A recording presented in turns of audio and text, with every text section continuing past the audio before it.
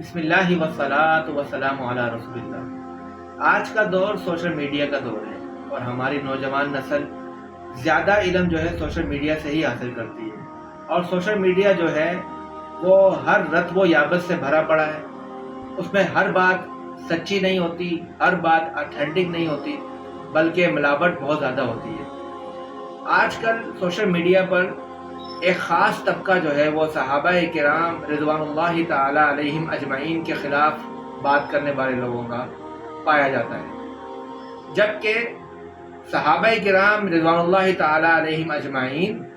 یہ تاریخی شخصیات نہیں ہیں، بلکہ یہ قرآنی شخصیات ہیں۔ اللہ تبارک و تعالی نے نبی علیہ الصلوۃ والسلام کے پیارے صحابہ کی تعریفات میں قرآن مجید فرقان حمید کی کئی آیات نازل فرمائی ہیں، اور ان کے بارے میں واضح طور پہ فرما دیا کہ رضی اللہ عنہم ورضوا عنہ، اور فرما دیا وَكُلًّا وَعَدَ اللَّهُ الْحُسْنَى کہ اللہ تبارک و تعالی نے ہر ایک سے بھلائی کا وعدہ فرما لیا ہے، اور اللہ ان سے راضی ہے اور وہ اللہ سے راضی ہے۔ ایسی مقدس ہستیوں کے بارے میں اپنی زبان کو دراز کرنا یہ ایمان کو زائل کر دینے کے مترادف ہے۔ صحابہ کرام کو جو یہ رتبہ ملا ہے یہ نبی علیہ الصلوۃ والسلام کی صحبت کی وجہ سے ملا ہے۔ صحابی کہتے ہی اس کو ہیں جو صحبت یافتہ ہو، جس نے ایمان کی حالت میں نبی علیہ الصلوۃ والسلام کی صحبت کو اختیار کیا ہو۔ اور پھر صحابہ میں سب سے افضل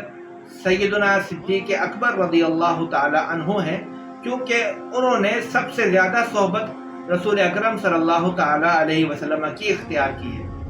یہ بات اہل علم جانتے ہیں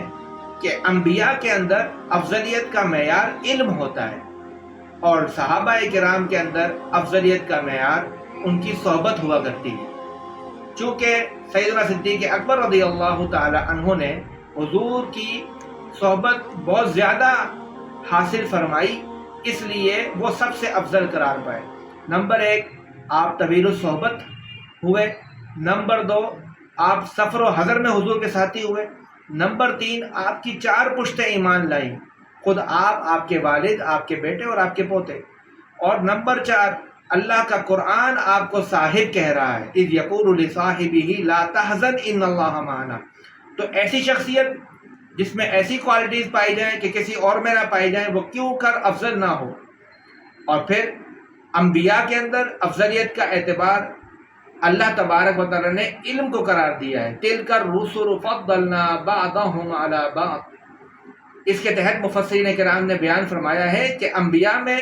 افضلیت کا اعتبار جو ہے وہ علم ہے،